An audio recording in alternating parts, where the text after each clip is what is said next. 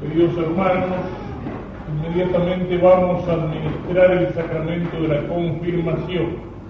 Me toca hacerlo a mí en nombre del señor obispo. El obispo es el ministro de este sacramento, pero no puede asistir a todas las iglesias, a todas las capillas de la diócesis. En este momento se encuentra misionando en Malargüe, pero puede delegar un sacerdote para que lo haga en su nombre. Eso es lo que vamos a hacer. Y vamos a pensar un poquito en lo que este sacramento significa.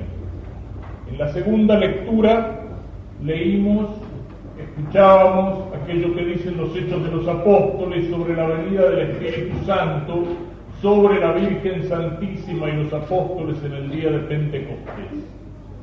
De esa manera el Espíritu Santo va a descender sobre aquellos que lo reciben en la confirmación.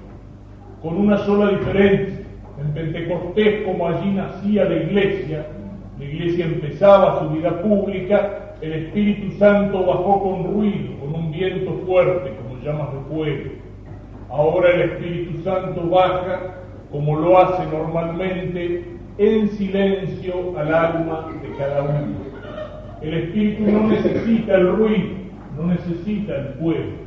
El Espíritu de Dios es invisible y baja a las almas suavemente, como el agua cuando va empapando la tierra o empapando una esponja, como el café cuando va empapando despacio un terrón de azúcar. De esa manera llega el Espíritu Santo a nuestras almas.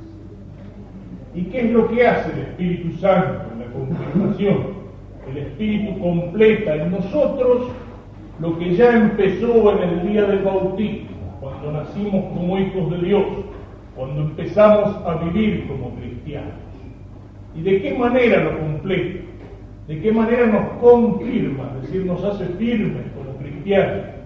Nos hace como cristianos que ya no somos más niños pequeños, sino adultos en la fe. El Espíritu Santo realiza en nuestras almas lo mismo que hizo con los apóstoles el día de Pentecostés. ¿Y qué es lo que hizo el Espíritu Santo con los apóstoles? Lo podemos resumir en 4 palabras. Primero, los apóstoles eran ignorantes y el Espíritu Santo los hizo inteligentes. Los apóstoles eran ignorantes, eran gente buena, gente que había seguido a Jesús durante 3 años, lo querían, tenían fe, pero era gente sencilla, no eran doctores, eran tipos sin escuela, eran pescadores, gente de trabajo, gente ruda, y les costaba incluso entender lo que Jesús les había estado enseñando. Y Jesús, que después de la muerte y resurrección vuelve al cielo, les ha dejado una misión. Tienen que ir a enseñar a toda la tierra. Y estos hombres, estos pescadores buenos, pero medio brutones, no saben qué hacer. Si ellos mismos no terminaban de entender lo que Jesús les decía, ¿cómo van a ir a enseñarles a los demás? ¿Cómo van a ir a conquistar un mundo? Y el Espíritu Santo baja sobre ellos y los transforma. Les hace entender las cosas de Dios. Les hace entender todo lo que Jesús les ha estado enseñando durante 3 años. Y estos hombres sencillos, rudos, sin escuela, sin títulos, que no eran doctores, ni maestras, ni profesores, van a ser los que van a iluminar al mundo durante 2000 años con la luz del Evangelio y anunciando el mensaje de Jesús. Eso es lo que primero que el Espíritu Santo hace en nosotros. Nos hace inteligentes. ¿Qué quiere decir que nos hace inteligentes? Que si el Espíritu Santo desciende en la confirmación sobre un niño, sobre una niña, mañana va a ir a la escuela y le va a ir bien en todos los exámenes y va a saber de golpe todas las matemáticas y todo el castellano y todas las otras materias. No. Que si el Espíritu Santo desciende sobre el que se confirma y el que se confirma es una persona grande, va a ser más inteligente, más vivo para los negocios. No. El Espíritu Santo no nos hace inteligentes para las cosas humanas, sino para las cosas de Dios. el Espíritu Santo baja a nuestra alma para que podamos entender las cosas de Dios. Porque Dios, que es Espíritu, es invisible para los ojos del cuerpo y no lo podemos ver por más que nos pongamos anteojos. Porque Dios, que es demasiado grande, que es infinitamente grande, es demasiado grande para nuestra pobre inteligencia humana. Y entonces necesitamos, para entender un poquitito las cosas de Dios, que el Espíritu Santo nos ilumine con la luz de la fe. Lo podemos explicar con algún ejemplo. Yo cuando hablo de esto pienso siempre en esos magos de Oriente, lo que llamamos los reyes magos. Eran hombres ricos, poderosos, reyes, es decir, jefes de pueblos o de tribus, magos, es decir, sabios que estudiaban el cielo, y ven un momento en el cielo aquella estrella que les trae un mensaje y les marca el camino. Y estos hombres hacen un largo camino siguiendo la estrella para ir a encontrar al rey que ha nacido. ¿Y qué es lo que se encuentran al final del camino? ¿Un rey? ¿Un pueblo de fiesta? ¿Un personaje importante? No. Un niño pobre, envuelto en pañales y recostado en un pesebre, es decir, en un comedero de animales. Eso es lo que estos hombres veían con los ojos del cuerpo.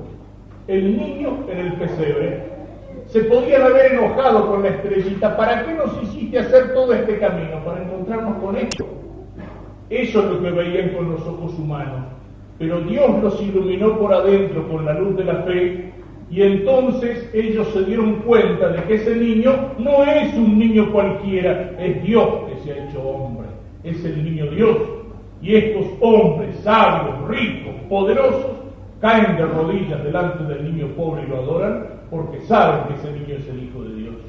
No lo veían con los ojos, lo veían con los ojos del alma, iluminados por Dios por la luz de la fe. Y lo mismo que pasa al principio de la vida de Jesús, pasa al final de la vida de Jesús. Pensemos a Cristo que está muriendo en la cruz, el Viernes Santo, en el Calvario, clavado en una cruz entre dos ladrones. Miremoslo a Cristo en la cruz. ¿Parece Dios? Ni siquiera parece un hombre. Desnudo, con las manos y los pies atravesados por los clavos, con el cuerpo todo llagado por los azotes, cubierto de sangre, de saliva, de sudor, de barro del camino, con la cabeza coronada de espinas, golpeado, Cristo que está muriendo en la cruz, entre dos ladrones como si fuera otro ladrón más. Y de pronto, cuando Cristo muere en la cruz, un soldado, un oficial romano, un centurión, va a empezar a golpearse el pecho y a gritar: ¡de veras! ¡Este hombre es el Hijo de Dios! ¿Qué pueden haber pensado los judíos que lo miraban y lo escuchaban burlándose de Jesús? ¿Qué pueden haber pensado los compañeros de este soldado romano? Pero este se piantó, ¿qué? ¿Está loco? ¿Quién es el Hijo de Dios? ¿Ese pobre tipo que está muerto en la cruz? Eso es lo que veían con los ojos del cuerpo. El cuerpo destrozado de Jesús del Señor en la cruz. Pero Dios, a este oficial, a este militar romano, Dios le iluminó, le tocó el alma con la luz de la fe, y entonces vio más allá de los ojos del cuerpo y dijo: este es el Hijo de Dios. En el pesebre Dios se escondía y lo único que veían los magos era el niño. En la cruz Dios se esconde y lo único que ve este soldado romano es el cuerpo de Cristo. Pero se dan cuenta de que allí, en el niño y en la cruz, Dios está escondido. Y es lo que nos pasa. Hoy algunos van a recibir la primera comunión. Es lo que pasa en la Santa Misa. Cuando el sacerdote pronuncia sobre el pan y sobre el vino las palabras que dijo Cristo en la última cena: esto es mi cuerpo, esta es mi sangre. Entonces, por las palabras del sacerdote y por el poder de Dios, el pan se transforma en el cuerpo y el vino en la sangre de Cristo. Y cuando nos acercamos a comulgar, lo que recibimos en la comunión no es una cosa santa como una reliquia, como el pan bendito de San Antonio, como una estampita bendecida. Es mucho más que eso. Es el mismo Cristo que se nos entrega allí escondido bajo las apariencias del pan. Y nosotros, sin embargo, lo tomamos y gustamos pan. y lo tocamos y buscamos pan, tocamos pan, y lo miramos y vemos pan, pero los sentidos engañan, porque los sentidos del cuerpo son ciegos para las cosas de Dios, y allí no hay más pan, sino las apariencias de pan, y es Dios que se esconde, es Dios que por amor nuestro quiso no solamente hacerse hombre, sino quiso venir sobre el altar en cada misa y entregarse a nosotros como alimento para el alma, para que tengamos fuerza para recorrer aquí en la tierra el camino difícil de la vida cristiana y llegar a encontrarlo en el cielo. Parece una locura, parece una tontería, un disparate.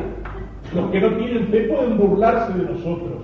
Pueden decir, los católicos comen un pedazo de pan y se creen que le están comiendo a Dios. Pero Dios nos ilumina el alma con la luz de la fe, y entonces nosotros nos ponemos de rodillas y lo adoramos y decimos, Señor mío y Dios mío.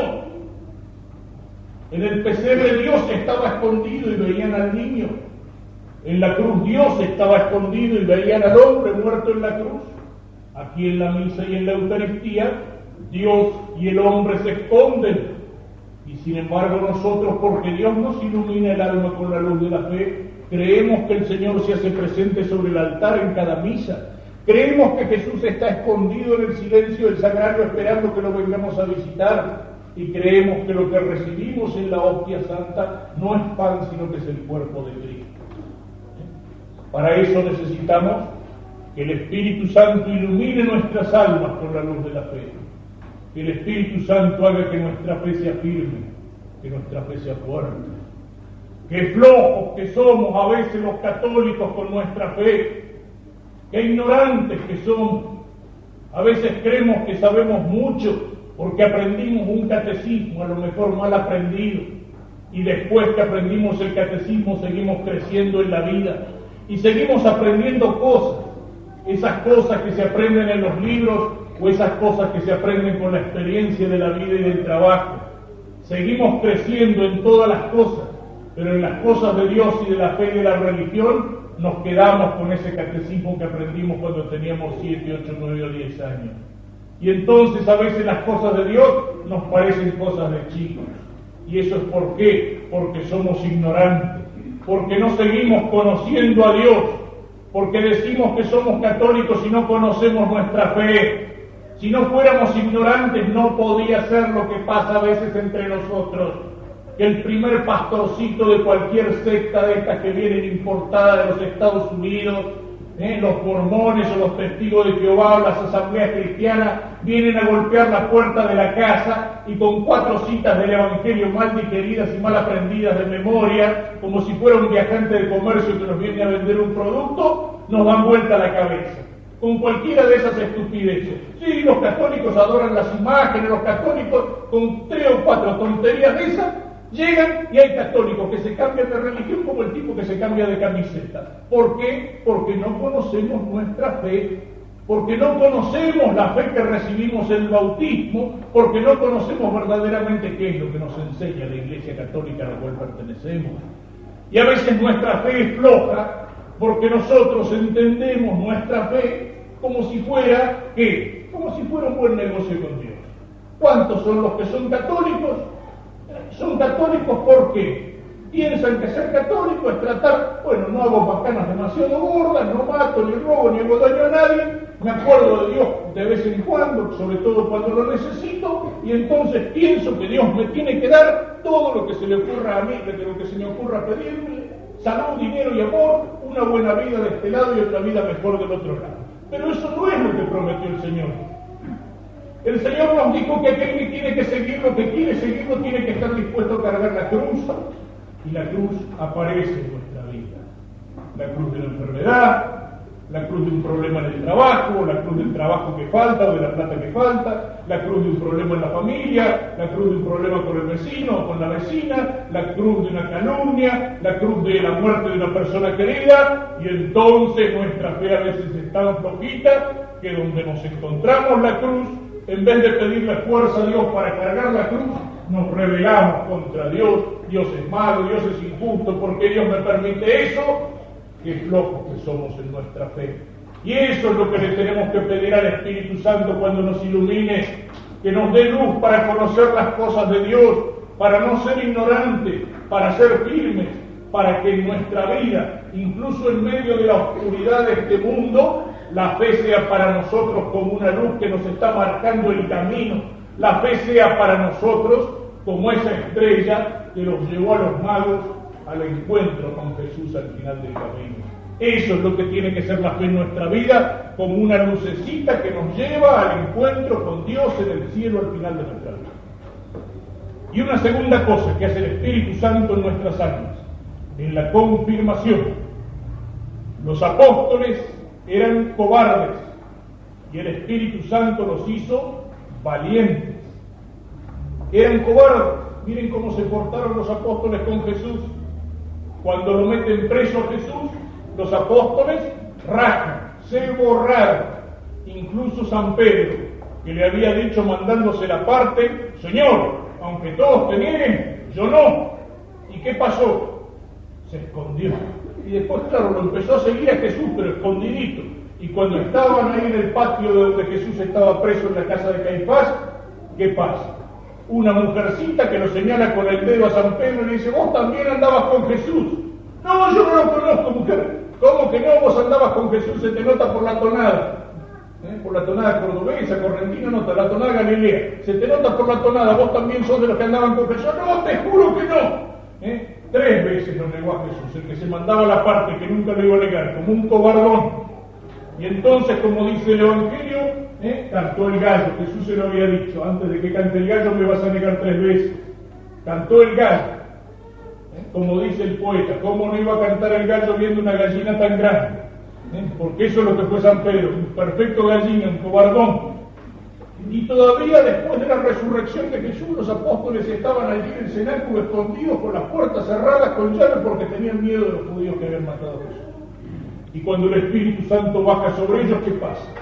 Se junta un montón de gente, allí una multitud de judíos, y San Pedro abre las ventanas y se asoma, ¿y qué les dice? Ustedes lo mataron a Jesús, pero Dios lo ha resucitado, y ustedes tienen que convertirse, tienen que bautizarse, tienen que hacer penitencia.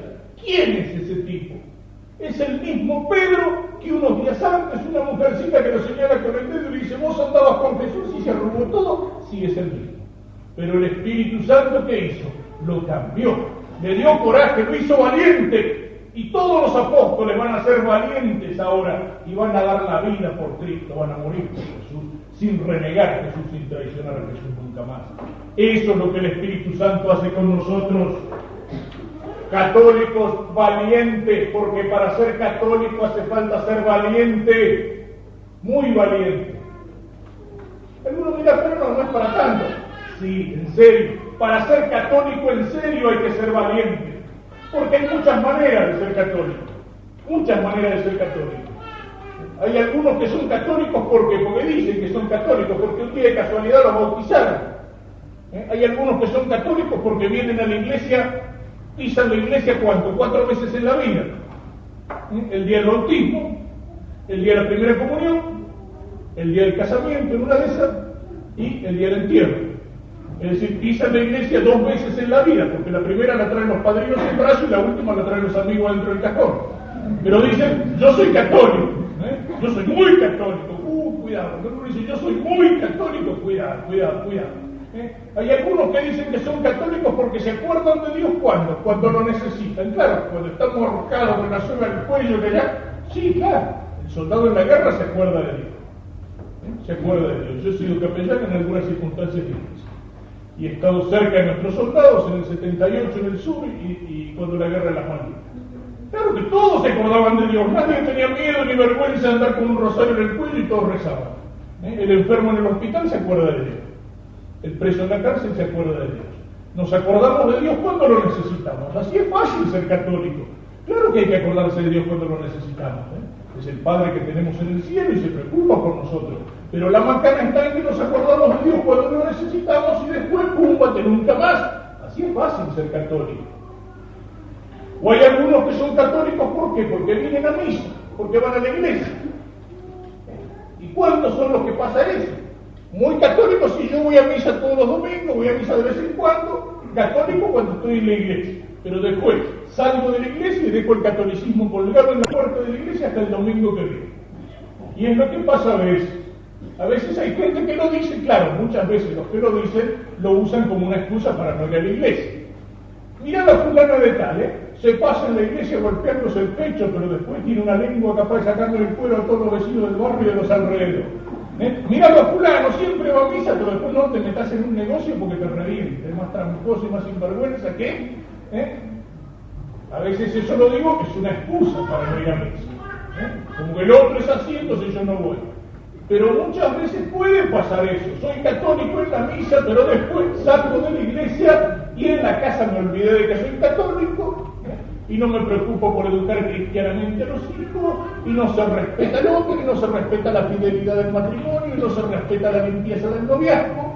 Y en los negocios, Cristo no tiene nada que ver con los negocios, como aquel que era muy católico, y tenía, no me acuerdo si era una bodeguita o algo por el estilo, y un día discutiendo con un compañero de trabajo, el otro le dijo, che, es cierto que los católicos no le pueden echar agua al vino. No vengas con eso no tiene nada que ver. A veces pasa eso.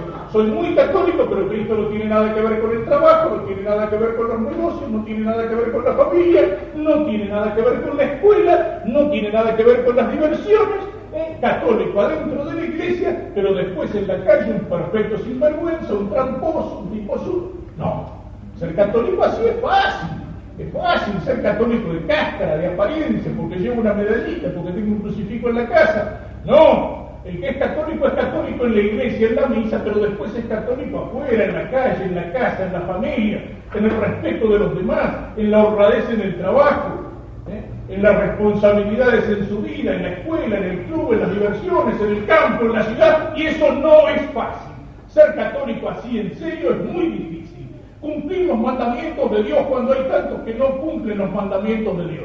Vivir como cristiano y no mentir donde hay tantos que mienten, engañan y coimean y son tramposos.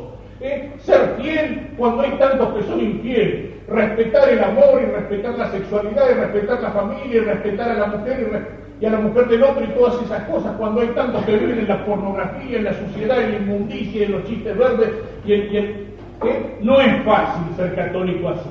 Ser católico y dar la cara, que a veces somos más miedosos, por eso peor que San Pedro.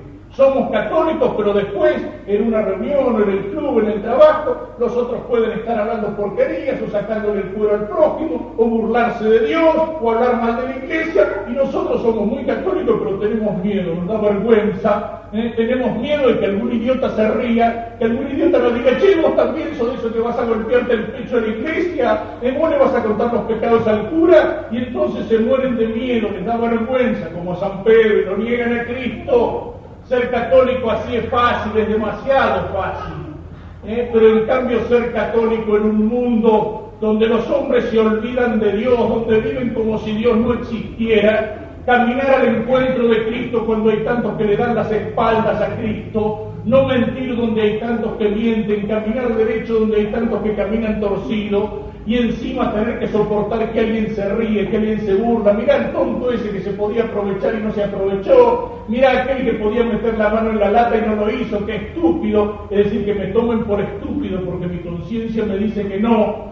Ser católico en serio significa ser capaz de marchar en contra de las opiniones de la mayoría, en contra de la moda, en contra de las costumbres, cuando esas costumbres son sucias, torcidas, mentirosas. Ser católico así, para ser católico así en serio, hay que ser valiente, hay que tener coraje, hay que ser capaz de decir que no cuando todos dicen que sí, hay que ser capaz de acercarse a Cristo nadando en contra de la corriente, y es más fácil dejarse llevar por la corriente. Es lo que dice Jesús, el camino que lleva a la perdición, es decir, al infierno, es un camino ancho, y yo les diría, es un camino ancho, y es un camino en bajada, y aparte de eso está enjabonado. Basta con sentarse ahí como en un tobogán, ¡chum!, nos vamos para abajo. Es fácil ser malo y dejarse llevar por el mal y por el vicio. En cambio, el camino que lleva al cielo es como un senderito de montaña que hay que subirlo con esfuerzo y con cansancio, pero es el único que nos permite llegar arriba. Para ser católico hay que ser valiente, para ser católico en serio, porque lo demás es mentira, lo demás es cáscara, lo demás es hipocresía.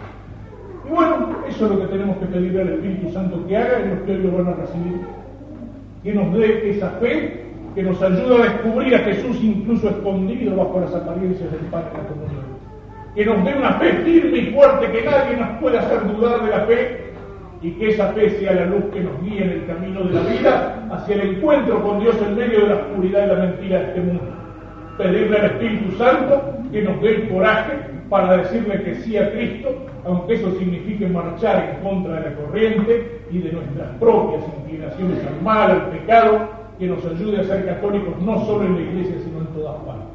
Eso es lo que le pedimos, y eso es lo que vamos a hacer ahora al comunicar, por la gracia de Dios, al Espíritu Santo en el sacramento de la comunión.